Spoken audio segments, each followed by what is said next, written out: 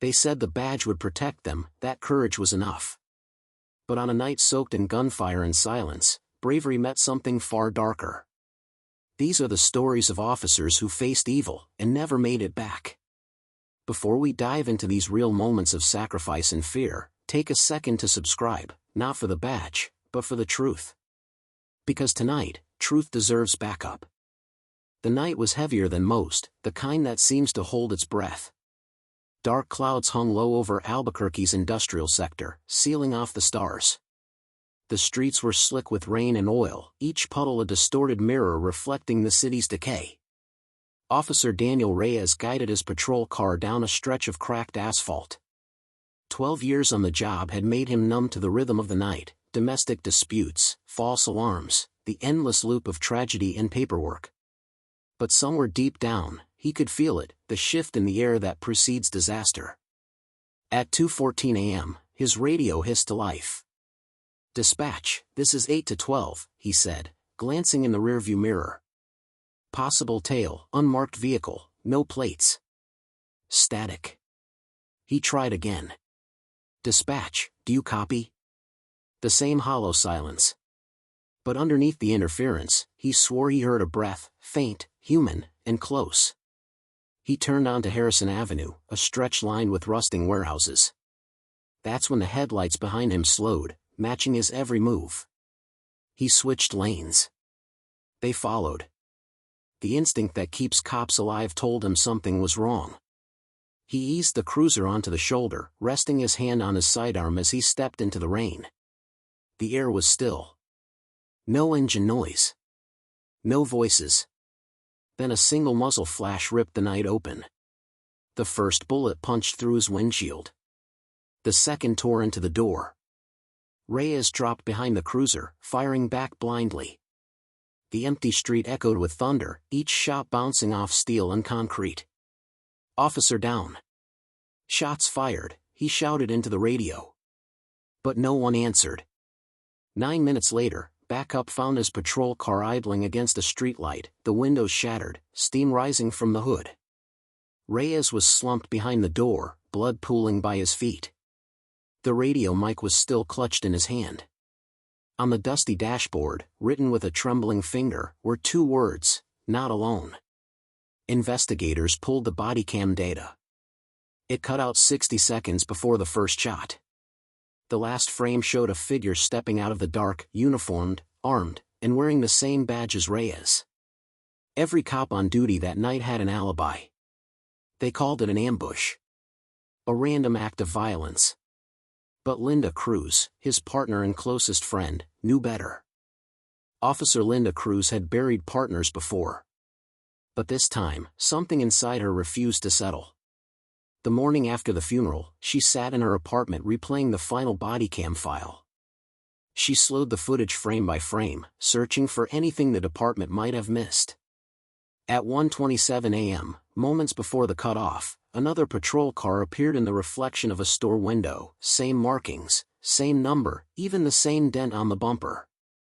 But Reyes's cruiser was still in frame. 2 cars. Identical. Her stomach dropped. She froze the image and zoomed in. The driver's face was blurred, but the shoulder patch caught the light. It was the same precinct insignia, a mirror of their own. Her phone buzzed. A text from an unknown number. "Stop watching." She drew her weapon and scanned the street below. Empty. Only rain, and the faint hum of a billboard flickering between beer ads. She took the footage to her captain.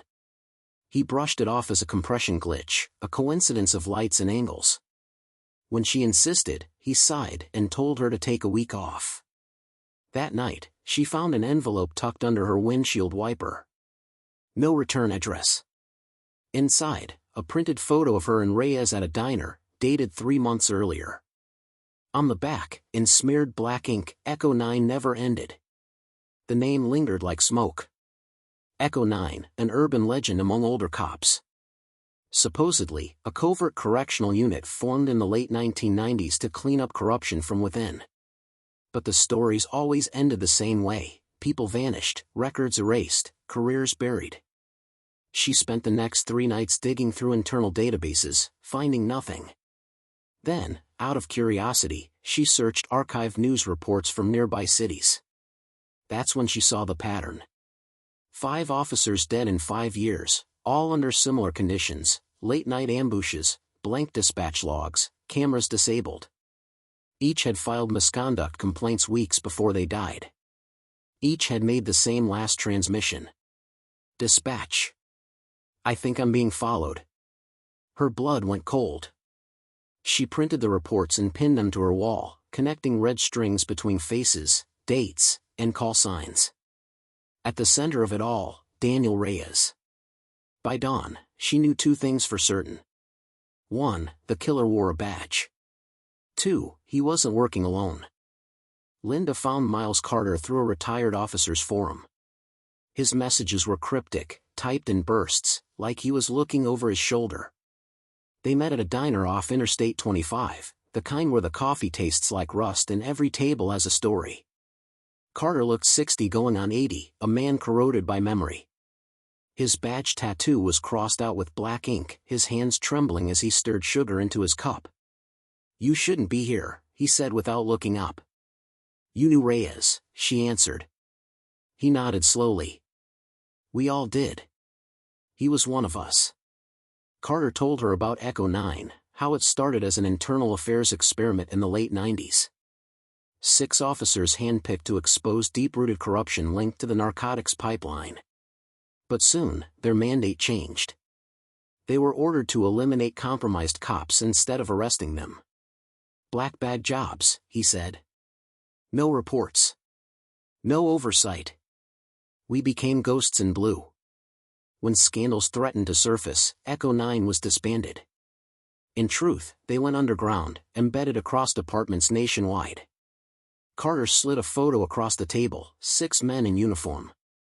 The last on the right was Reyes. He walked away before it turned dark. That made him a liability. Linda's pulse quickened. And the others? They vanished. Either killed or absorbed back into the machine. Echo 9 doesn't die. It mutates. Before she could reply, Carter's eyes flicked to the window. 2 men in plain clothes stepped out of a black SUV, pretending to check their phones. "They found me," he whispered. "Listen, the radio frequencies. That's how they track you. Channel 12-9E, burn your phone. Leave tonight." The next morning, she saw a news alert: former sergeant found dead in motel fire. No foul play suspected. Linda stared at the screen until the letters blurred.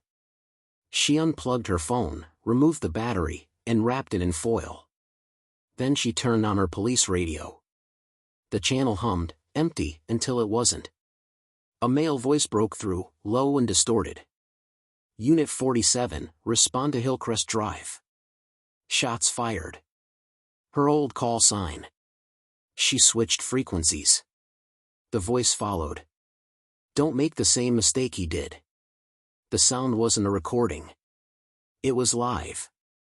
For the first time, Linda realized she wasn't investigating a ghost story. She was inside it. She drove through the storm like a woman chasing closure, or suicide. The streets bled red from neon signs, reflections stretching like veins through puddles. Hillcrest Drive sat at the city's edge, half swallowed by weeds and fog. One house still stood there, boarded windows, a porch eaten by rot, doors swinging gently in the wind. Her headlights caught something nailed to the front door, a police badge, cracked down the center. Inside, the air was thick with dust and gasoline. Files littered a table, stamped E9. Each folder held a name: officers declared dead, missing, or retired. Each marked resolution confirmed. At the bottom of the pile lay one last file. Her own. Her breath hitched. Footsteps creaked behind her. A voice, calm, almost kind, echoed through the dark. "Put the gun down, Linda." Her captain stepped into the dim light, rainwater dripping from his coat. His service pistol hung loose at his side. "You shouldn't have come here," he said. "You killed him," she whispered. He didn't deny it. Reyes broke protocol. He gave them evidence. We had to contain it. Contain, she spat. You murdered him. He understood the risk. So should you. For a moment, the world shrank to 2 breaths, 2 heartbeats, and the smell of oil. Then the lights went out. Gunfire erupted, 2 shots, deafening inside the walls. When daylight came, the neighbors called 911 to report smoke rising from the house. By the time responders arrived, the place was ash. No bodies. No bullet casings. Only a phrase scrawled across the basement wall in fresh red paint, Echo 9 lives. 2 weeks later, an encrypted file surfaced online. Uploaded from an anonymous account traced to Linda's credentials, it contained radio logs, classified memos, and internal briefings proving Echo 9 had infiltrated multiple agencies across the country. Within hours, the files disappeared. Servers wiped. Backups deleted. But fragments survived, screenshots, recordings, bits of corrupted code that refused to die. Among them was a final transmission from an unknown frequency. This is Unit 47. Tell them courage isn't enough, when evil wears the same badge. Even now, police in scattered precincts report strange calls from non-existent dispatchers. Empty channels whispering orders that lead nowhere. Maybe it's coincidence. Maybe paranoia. Or maybe the ghosts of Echo 9 still walk among them, hiding behind flashing lights and oaths sworn in the dark. Because sometimes, the monsters don't lurk in alleyways. Sometimes, they drive patrol cars. Soft piano fades beneath narration, the sound of a radio click, followed by static. If you believe these stories deserve to be heard, share this video. Because remembrance is resistance. And silence protects no one. Months passed. The world moved on. But the radios didn't stay quiet. Reports began trickling in from across the country, officers receiving phantom calls. Dispatches that didn't exist. Voices of the dead. One night in Phoenix, a rookie cop responded to a 911 ping that led to an empty lot. The voice on the radio had given a familiar instruction, Unit 47, proceed to Hillcrest Drive. But there was no Hillcrest Drive in Phoenix. His body cam caught a flicker of motion, a human shape standing behind him for half a second before the feed went black. Elsewhere, detectives reviewing archive tapes from Reyes's precinct found a hidden channel, 12-9E, transmitting faint static every night at exactly 2:14 a.m. When run through frequency analysis, the pattern formed a waveform, not random, but coded. The repeated structure spelled out one phrase. Not alone. Some said it was impossible, that the channel was dead, disconnected from all official systems. But others believed something else, that Echo 9 had digitized itself, embedding its orders and radio ghosts in data fragments. A whisper network inside the machine. And then came the leak. A whistleblower released an anonymous email to national journalists. It contained a single audio file, labeled Echo 9_final.wave. At first, it was just static. Then a voice emerged. Calm. Familiar. We were the line between order and chaos.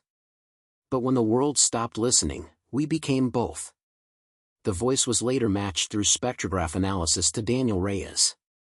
He'd been dead for over a year. Experts called it an AI deepfake. Others weren't so sure.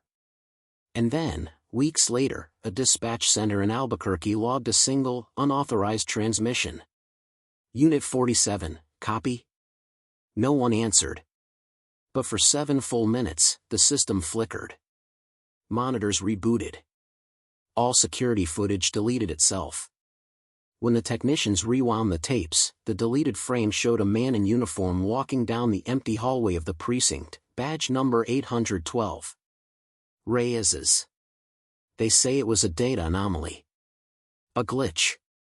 But every night since, at 2:14 a.m., that same channel hums to life for exactly 9 seconds. 9. The mark of Echo 9. Every badge carries a promise, to protect, to serve, to stand between order and chaos. But sometimes, the line between them disappears. Somewhere out there, under the same flickering streetlights, an officer begins another shift. He doesn't know who's watching. He doesn't know if the call he's about to answer is real. He just knows he'll answer it, because that's what they do. And maybe that's the tragedy of courage. It doesn't always save you. Sometimes, it just leads you straight into the dark. If this story moved you, share it, not for the numbers, but for the names that history tried to forget. Like this video to help it reach others who still believe in truth. And subscribe to join those who refuse to look away. Because silence protects no one. And in the end, truth is the only thing still left on the frequency.